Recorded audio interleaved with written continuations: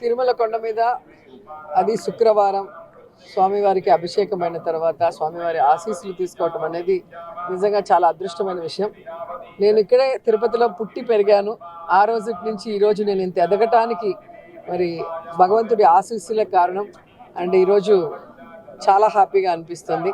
ఎందుకంటే వెంకటేశ్వర స్వామి ఆశీస్సులతో ఈరోజు నన్ను నమ్ముకున్న ప్రజలకి నగిరిలో నేను సర్వీస్ చేయగలుగుతున్నందుకు.